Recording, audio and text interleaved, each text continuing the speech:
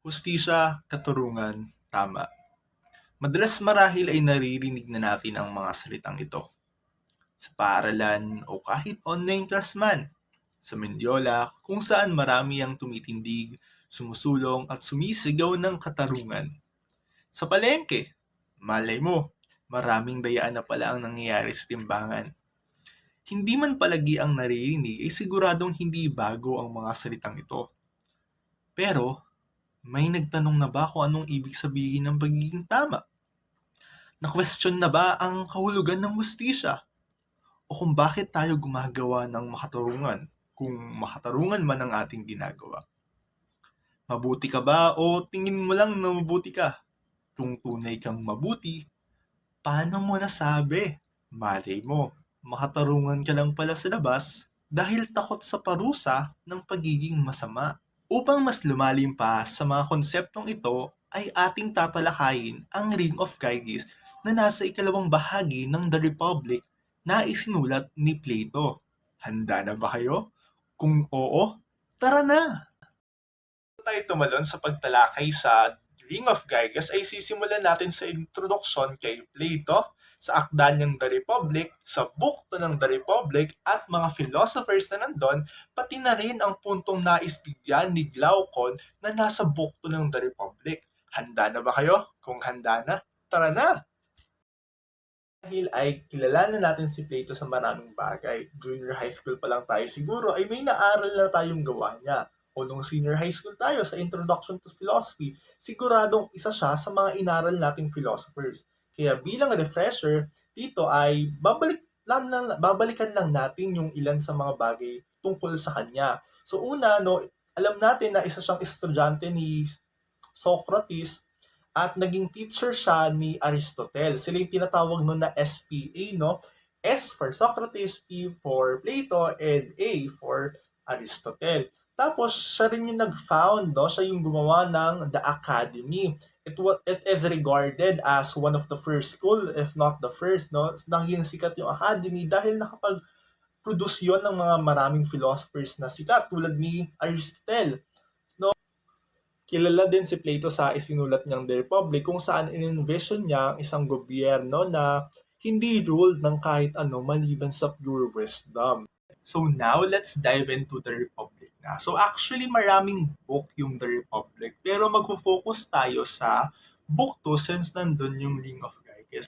Kinikilala yung The Republic bilang libro na nagpapakita ng philosophy ni Plato. Tinatakil dito yung maraming bagay tulad na ng ethics, political philosophy, moral psychology, epistemology, and metaphysics into an interconnected and systematic philosophy. Kapag tinakil yung isang bagay, halimbawa, yung ethics, makikita natin yung connection nito sa ibang bagay o kung paano ito na i-connect sa konteksto ng lipunan, sa tao, at marami pang iba. Pinag-usapan din dito yung justice in the context of analyzing a character of a just man. So pagdating natin mamaya sa diskusyon ng Ring of Gyges, makikita natin kung paano nila pinag-usapan yung kung ano ba yung justice, yung origin nito, yung nature nito, at yung paano siya ginagamit ng mga tao. So, sino-sino ba muna yung mga characters na kailangan nating tandaan bago tayo mag-dive sa The Ring of Gyges? So, una na dyan si Adeimantos. Si Adeimantos, siya yung second brother ni Plato. Siya yung sinasabing source ng poetry and literature in the course of the dialogue. He is also known as one of the disciples of Socrates, pero unlike others, kapag napibigyan na siya ng chance to lead the discussion or siya yung pasimuno kung ano yung pag-uusapan, hindi niya tinatanggap o madalas ay tinatanggihan niya. So second naman na character natin ay si Socrates. So siya yung narrator sa The Republic. Siya yung central consciousness throughout the whole discussion where everything flows, no? So from the book 1 pa lang, nagkaroon na ng discussion si Socrates kasama yung ibang philosophers. Yun, sila Thyramachus and sila Polemarchus. So doon, nung dinefine niya yung justice, it's more on refuting, contradicting what those two are saying. No? So sinabi niya doon na to be just is therefore to be good and wise and not just and to be unjust is to possess a defective soul. Actually, malalim to kung pag-aaralan natin sa konteksto ng The Republic. Kasi diba sa The Republic, meron din doon na yung soul na hati siya sa tatlo. So, malalim to. So, I recommend everyone reading and diving into the Republic. Pero, let's just see yung paano niya kinontradict yung sinasabi ng dalawang philosophers, no? Since kailangan niya natin tong foundation natin na to. So, dinefine niya yung justice, number one, not as a tool of the government. Contradiction to sa sinasabi ni Tyra Machus. Si Tyra Machus kasi siya yung tyrant na na leader nun. So, sinasabi niya na hindi ito tool ng government. Sinasabi rin na to na hindi tool ang justice for the individual sa pangsarili. Hindi to pangsarili. Kasi yung si Polemarchus naman, siya yung mayaman doon na sinasabi niya na yung justice daw nagagamit for personal gain. Halimbawa daw, no, kung gagawa ka naman ng masama, mapapatawad naman daw yun ng Diyos through sacrifices. So, nagagamit mo daw yung wealth mo bilang instrumento sa pagkamit ng justice. So, yun yung sinusubukan niyang in-contradict. No? Hindi siya gamit ng gobyerno, hindi din siya gamit ng individuals or ng mayayaman. So, yun. Doon siya umiikot. So, doon siya umiikot. And actually, malalim talaga siya. So, I really recommend everyone to read and understand yung part na to ng The Republic. Pero, so now, let's discuss Glaucon. So, si Glaucon is isa sa mga older brother ni Plato. And kilala siya bilang closest and most loyal na disciple ni Socrates. And throughout the discussion, throughout the dialogue, he never leave his master's side. In Book 2, after the confrontation ni Socrates with Tyromachus, nag-agree si Tyromachus sa si Glaucon for the sake of opposing Socrates. So ano tong discussion na ito? So now, let's jump into the Book 2. No? So nagsimula yung discussion ng The Republic Book 2 sa kay Glaucon na sinasabi na hindi siya persuaded, hindi siya agree sa kung ano yung sinasabi ni Socrates nung Book 1. He started by dividing good things into three classes.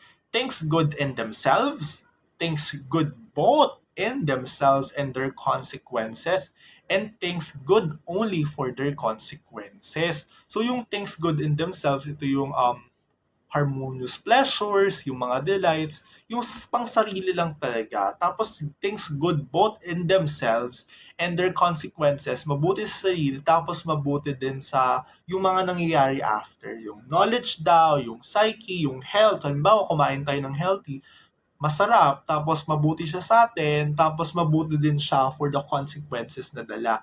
Tapos things good only for their consequences, halimbawa, yung mga alam mo kahit hindi siya hindi talaga natin siya gusto, pero alam nating maganda yung kakalabasan. Parang gano'n. Halimbawa sa gymnastics, yung parang mahirap siya so ayaw natin or iba pang sports, pero maganda yung kakalabasan niya or yung consequences niya sa sarili natin. So sabi ni Socrates, yung justice daw ay nasa things good in themselves and for their consequences. Pagkatapos sabihin ni Socrates na yung justice daw is good in themselves and good for their consequences, pati na rin yung pag-take into consider ng mga nauna niyang arguments, sinubukan itong encounter ni Glaucon with three main points. Ano-ano tong main points na to? Una, sabi niya, justice originates as a compromise between weak people who are afraid that suffering injustice is worse than doing it. Dito sinubukan niyang i-explain yung nature and origin ng justice. So sabi niya kasi na kapag ang tao nakaranas na daw ng masama at nakagawa na rin ng masama, mas gugustuhin niyang hindi makuha yung dalawa. Halimbawa yung mga laws, ginawa daw yung mga laws na tinitignan natin as justice kasi tayong tao mismo yung nakaranas at nakagawa na ng masama. So ito daw yung origin ng justice. The origin is that we experience suffering and have done evil, and we all agree to have neither. The nature is the mean between the best and the worst. Yung pagitna, the best is to do evil with impunity, yung makagawa tayo ng masama tapos hindi tayo mahuhuli, while the worst is to suffer evil without the power of retaliation. So therefore, justice is considered as lesser evil and not good. Tandaan, sabi ni Glaucon, justice is considered as lesser evil and not good. Pangalawa naman sa point niya ay people act justly because this is necessary and unavoidable. So justice is good only for its consequences. So dito papasok yung story ng Ring of Gyges na tatalakayin mamaya ni Bheanne. So Glaucon believes that if given the power to behave however we want, the just and unjust man will follow the same path of behavior. Ano tong path of behavior na to? Which is gawin kung ano yung advantages sa sarili nila or yung sa self-interest nila and happiness nila. He also argues that men only look at justice because of the existence of law. So kung walang batas, kung hindi bawal lumabas, sabi ni Kim Chiu, no? Kung wala namang batas, hindi naman daw susundin or hindi naman gagawa yung mga tao ng just or good things. Yun yung sinasabi ni Glaucon. Siguro halimbawa natin, no, nung bata ba kayo, kapag nasabi niyo na ba yung kapag ako may superpowers, gusto ko maging invisible, tapos pupunta ako sa mall, tapos kakain ako ng kakain. Sa tingin nyo ba, manifestation iyon ng statement dito ni Glaucon? Yung mga ganong tanong. So, magandang pag-isipan natin yun, no? Tapos, yung third argument naman ni Glaucon ay, the unjust person with the reputation for justice is happier than the just person with the reputation for injustice. So, anong ibig sabihin nito, no? So, di ba tinuturuan tayo ng mga parents natin nung bata tayo kung ano bang ibig sabihin ng pagiging just. So, rewarded yung pagiging just natin kasi nakikilala tayo bilang mabait, nakikilala tayo bilang mabuting tao. Yun palagi yung tinuturing natin, no? So, binibigyan tayo ng advice na dapat maging mabait tayo, maging mabuti tayo throughout our lives.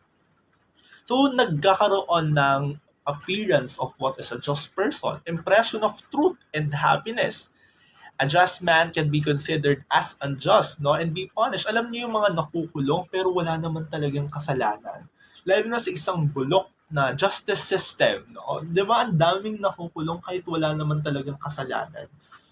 While yung mga unjust man can be considered as just in the world and be rewarded. Yun yung sinasabi dito, no? May mga maraming masama pero nagtatago sa imahe ng pagiging mabuti.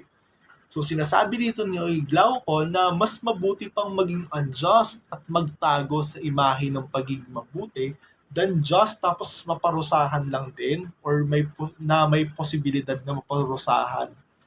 Kasi sabi niya mas kapag naging unjust tayo pero pinakita natin sa mga tao na mabuti tayo, pineki ba natin is makukuha natin yung reward ng pagiging just, no, yung appearance na reward ng pagiging just at yung reward ng pagiging unjust na magawa yung mga gusto natin.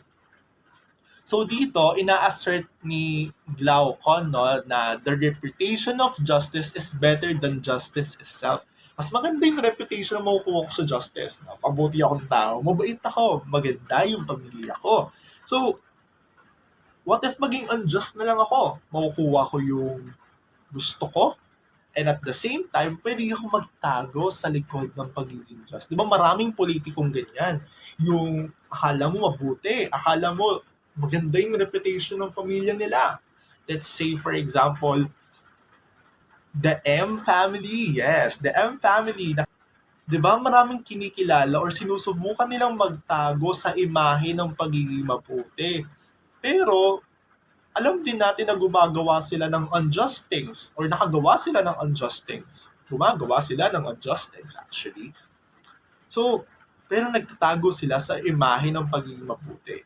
Siguro magandang example yon dito sa sinasabi ni Glaucon na mas maganda nga siguro maging unjust at magtago na lang sa appearance ng pagiging just. Nagtapos si Glaucon sa pag-challenge na kay Socrates. Paano mo mapapatunayan na mas maganda ang just life kung kaya natin magtago sa imahe ng pagiging just at gumawa ng mga masasamang bagay? O yung mga just person na napaparusahan pa din? So dito na pumasok yung maraming tanong. Pero para mas maunawaan pa natin yung mga arguments ni Glaucon ay pag-aaralan na natin ang ring of Gyges. So, Bheanne, no, take the floor. Let us now go to the story of Gyges. Gyges was a shepherd in the service of the king of Lydia. One day there was a great storm and an earthquake made an opening in the earth at the place where he was feeding his flock. So he entered this opening, and there he saw a brazen horse and a dead body that had nothing on but a golden ring. So he took this ring for himself, then left. When the shepherds came together where they're supposed to send in their monthly report about their flock to the king, Gyges, being bored, he turned his ring and he suddenly became invisible. He was fascinated by this, of course, so he tested his invisibility a few times by turning his ring, and it is true that really turning the ring could make him invisible. Given this power, he eventually ensured and contrived to become one of the messengers to be sent to court, where eventually again he seduced the queen and conspired against the king, where he also killed the king and took over the whole kingdom. Given the story of Gyges, there was actually a concept or situation that was brought up. They said, what if there are two rings, and with these two rings we give the just the other ring and let the unjust wear the other? They argued that no one would be able to stop being like God among men, and that people would eventually resort to stealing, murder, releasing from prison whoever he wanted, or lying with anybody he wanted. The two, they said, the just and the unjust, would eventually come to the same point, and this seems to be a great proof that one cannot be just willingly, and one is just not willingly but out of necessity. Like Glaucon, they argued that we act justly, or we try to act justly, because we need to adhere to societal norms and to laws. We fear and deem undesirable the consequences of acting unjustly. They said that for all men believe in their hearts that injustice is far more profitable to the individual than justice. In fact, anyone who is given all the chance to do injustice and get away with it, but still somehow chooses to be just, might just be seen as a fool. Now, in order to fully understand and judge the life of the just and the unjust, we ought to isolate them. So we let the unjust be completely unjust. So let him know intuitively his own powers, keep them within their limits, and let him recover if he fails at any point. And let him reach the highest form of injustice, which is to be deemed just when you're actually not. In other words, while doing the most unjust acts, let the unjust be credited the title of being just. And beside this unjust man, let us place the just man. And this just man is to be good and to do good, but be deemed otherwise. He shall be clothed in justice only, and he shall live completely opposite of the other. But despite being or living completely opposite of the other, meaning he is doing just acts, he will be thought of as the worst despite being completely just. And with this, it will be put to test, and we shall observe if he will be affected by the fear of being known as vile or having a bad reputation and its corresponding consequences. Now, given the two, who do you think will be happier? The just man will be bound, beaten, and hated. He will suffer despite being just. Some argue that he will understand that he only desires to appear just and not be truly or generally be just. The unjust is said to be pursuing a reality. The unjust will live apparently a better life despite his vile thoughts and actions, which consequences he is able to escape from. They said that gods and men are said to unite in the making of the life of the unjust better than the life of the just. Glaucon argues that justice is merely a compromise between what is most desirable and what is the most undesirable. Now let us, dive deeper into the story of Gyges. The story makes us ponder the difficult question of why should we do what is right if we can get away with doing wrong? Moreover, are we really good, or do we really do good for the sake of just being good, or do we do good because we're afraid of the consequences of doing otherwise? The story makes us contemplate on the idea that do we really all want deep down our hearts to pursue our self-interest, and if given the chance, would we really go after what would be best for us without thinking about how our decisions may affect other people? I know we cannot answer those questions quickly. In fact, it's actually been said that you would most probably need to read and comprehend the whole Republic in order to have an even just comprehensive answer to the question. And even after doing so, there would still be a lot of people who would not be satisfied with your answer. However, Plato argued that people choose to be good for the sake of being good, and that we cannot be happy if we do not live a virtuous life, and that the most secure human happiness consists in peace of mind, spiritual harmony, or even good conscience. Plato condemned the theories by Cephalus and Thrasymachus and Glaucon, who treat justice as a reward, an accomplishment, something external. Plato says that justice resides in the human soul. He says that it is now regarded as an inward grace, and its understanding is shown to involve a study of the inner man. Therefore, Plato's conclusion is, and I quote, "Can it profit anyone to acquire much gold unjustly if by doing so he enslaves the best part of himself to the most vicious? If he received his price by enslaving his son or daughter to savage and evil men, it wouldn't profit him at any price."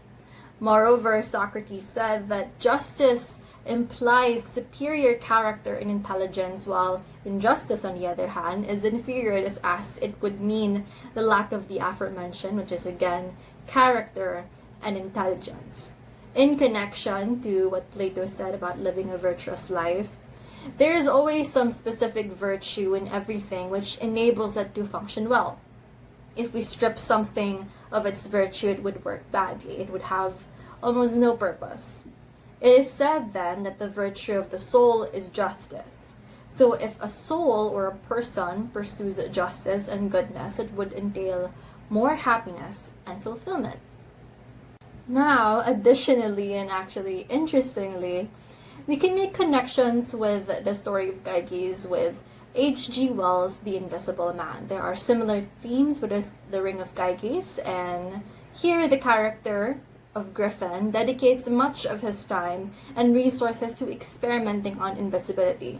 And when he finally comes to make invisibility possible, after lastly experimenting on a neighbor's cat, he starts to resort to petty crimes and then eventually even attempts terrorism.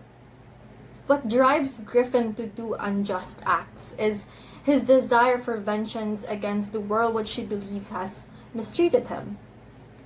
Both stories, The Invisible Man and the story of Gyges, show two men given the ability to become invisible and how they have used it to their advantage. However, The Invisible Man actually takes on a more realistic approach to invisibility. It is eventually revealed that there are struggles that come with invisibility. Griffin, yes, remains invisible, but his clothes, the food he digests, and the money he steals still remain visible to others. He has to go around the city naked, and he has to use a tramp to do the stealing for him. Rather than a tyrant, he is more of a burglar or a criminal on the run who is constantly fearful that he might get caught, for the keen-sensed dog could sniff him, for his figure could be revealed when rain or snow falls, for mischievous small boys could trace his footprints, and other things. Griffin's mental disorder towards the end and his struggle with fulfilling his ambitions while still being held back by the certain limits of his invisibility is parallel to Plato's idea that the unjust man is really diseased in soul and unhappy. These struggles of the Invisible Man and H.G. Wells' work can be connected to Plato's conclusion that man cannot be generally happy when he is a slave to his appetite, to his greed, and to his injustices. There is no peace of mind, he argues, Plato, with being unjust, for there will be questions like, how long will I get away with my crimes? What if I get betrayed? How long will this invisibility last? I think it is also significant to connect this with a concept or an experience that might be familiar to all of us. Let's connect it with anonymity and social media. Social media, as we know, allows users to maintain a certain level of anonymity. Other users have taken advantage of this power to do something or say something on social media and not have to suffer any of the consequences that may arise from it. There are applications like Curious Cat and other secret messages platforms that have been used to send hateful messages to other individuals while being completely anonymous. Additionally, there are individuals who hide behind accounts that do not have traces of their names or faces and post content that may be lewd or even harmful. People with this, we can see that maybe really people are drawn to doing acts that they would never do if their identities were exposed when given the power of anonymity. They might think, no one will know it's me, why not do it? I won't have to face the consequences because they won't know who did it. But actually, with this act, if you become more realistic, or if you really think about that, a person could still be uneasy, or you could still feel a certain guilt, or you could again feel like you're on the run, because there are mechanisms that could strip a person, or there are ways in the internet, or there are ways that other users could strip a person of the facade of anonymity that they are using to their advantage. Now, even given all of those ideas by different philosophers and given all the connections that we've made, I would like to emphasize that, again, truthfully, I am not necessarily here to give a comprehensive answer to the difficult question of why should we then do good if we can get away with doing wrong. It's a very difficult question. One really, again, might have to read and understand different philosophical books, such as The Republic, to establish a very well backed up answer to this question. In fact, as we pointed out a while ago, maybe even after doing so, there will still really be a lot of people who might condemn or challenge your answer or your claim. There is definitely a lot of contemplation that has to be done to answer that question, or to answer the different questions that I have posed. But one thing is for sure. The story of Gyges and the theories of justice and injustice allows us to take a step back and reflect on the beliefs we have long held onto. Moreover, it is a story that makes us think about the concept of egoism, the idea of power. If people are granted with immense power, what would they do? Why do a lot of people desire power anyway? It is safe to say that the story of Gyges alone cannot bring you to formulate an answer to the questions or the questions I have presented before. But it might just be a driving force or the nudge that you need to reassess your concept of justice, your concept of being a good person, being a bad person, and etc., in order to widen your horizons and perhaps to even correct perspectives that are in reality detrimental. Now, lastly, ask yourself, if I gave you the same ring that Gyges wore, honestly, what would be the first thing that you would do?